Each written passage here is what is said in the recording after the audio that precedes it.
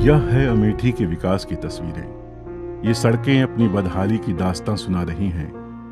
ये कच्चे मकान, ये तंग गलियां, ये रिश्ती दुकानें और गरीबी में खुद को समेटे यहाँ के लोग, जिनके नाम की माला अमेठी के लोगों ने दिल से जपी, उसी माला में उलझकर अमेठी वालों की जिंदगी रह गई। इनकी खामोशी हमसे कह रही है कि हमें तो बस अपनी भावनाओं के बदले यही मिला है।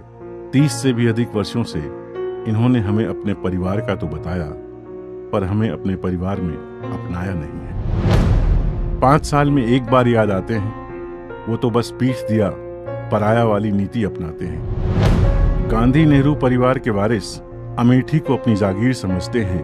वो भूल जाते हैं कि यह अमेठी है, पर इनके लिए अमेठी बस एक चुनाव की पेटी है। इन खास्ता हाल सड़कों को यहाँ के नेता विकास बताते हैं। जगदीशपुर से गौरीगंज होते हुए अमेठी तक का एक सफर बदन की हड्डियां दुखा जाता है।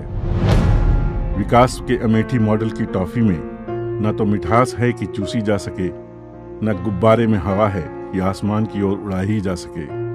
इनके विकास की बात इनको ही समझ आती है। कृषि हो या कारोबार, अमेठी अपने पड़ोसी जिलों के सामने टिक नहीं पाती।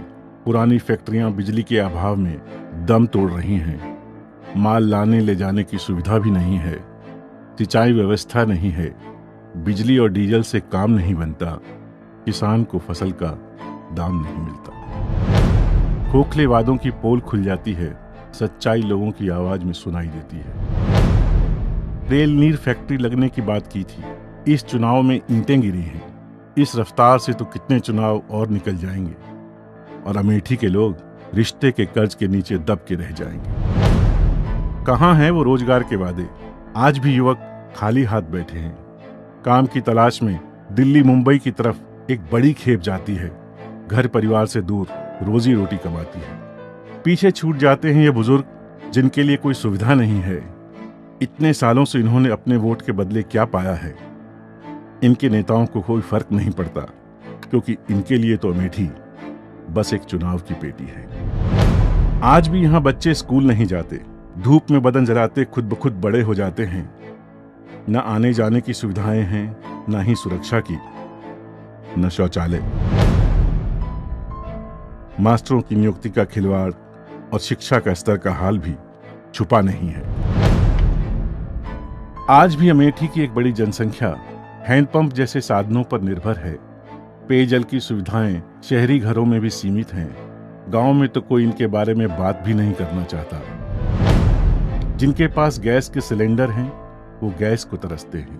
वितरण मिट्टी के तेल का हो या चीनी का, सारी सार्वजनिक वितरण प्रणाली ही अस्त व्यस्त पड़ी है।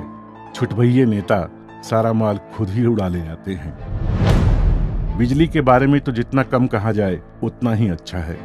शहरी इलाकों में तो फिर भी दर्शन हो जाते हैं, पर ग्रामीण इलाकों में घंटों बिजली का पता ही नहीं होता। इस बात की पुष्टि तो यूं हो जाती है कि एक पूरे गांव ने चुनाव से बाहर रहने की बात की है। एक एमपी अपनी बात पार्लियामेंट में रखता है, अपने क्षेत्र के विकास के लिए अपनी कुर्सी से उठता है, पर अमेठी के सांसद ने 10 साल में एक बार भी अमेठी का नाम नहीं लिया। एक बार भी इस क्षेत्र के विकास के लिए एक शब्द नहीं कहा। जो अपना क्षेत्र विकसित नहीं कर पाया, वो देश का विकास क्या करेगा?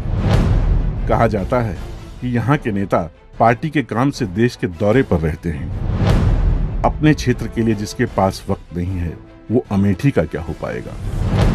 अमेठी को जो विकास के लिए संसद निधि मिलती है, वह खर्च नहीं कर पाते हैं। यह पैसा वापस चला गया। अगर गरीबों के काम में आ जाता तो कुछ भला ही हो जाता। अमेठी एक ऐसा संसदीय क्षेत्र है जो सत्ता के महारथियों के एक परिवार के हाथ में रही है।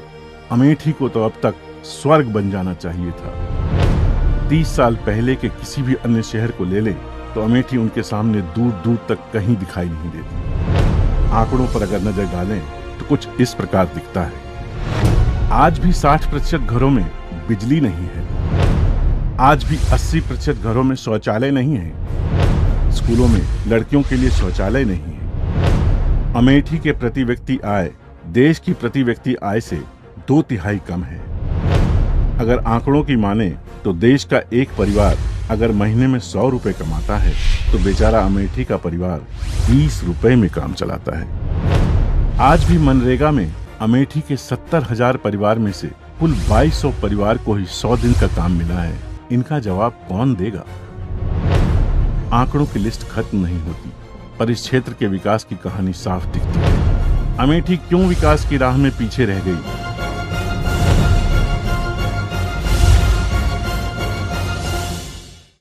देश की ऐसी दुर्दशा कभी नहीं देखी।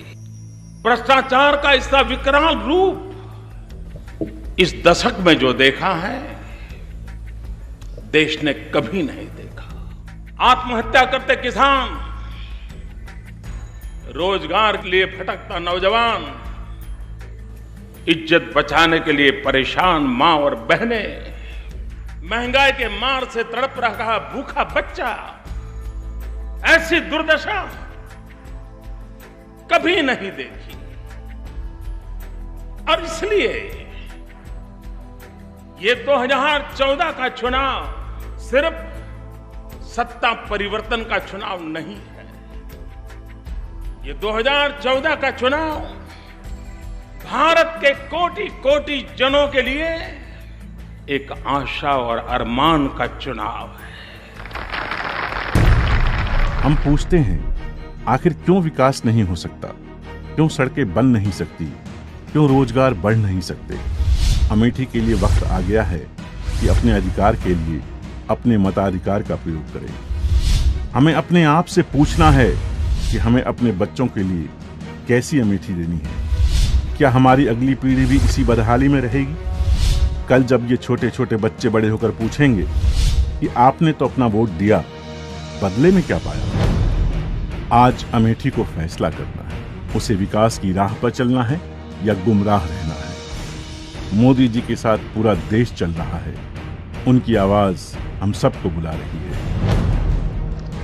न मुझे किसी ने भेजा है, न मैं यहां आया हूं, मुझे तो मां गंगा ने बुलाया है।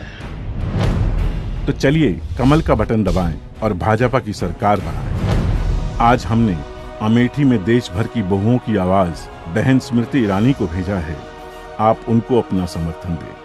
स्मृति ईरानी को दिया हर वोट मोदी जी को आपका वोट है। हमें अपने लिए एक विकसित अमेठी को बनाना है।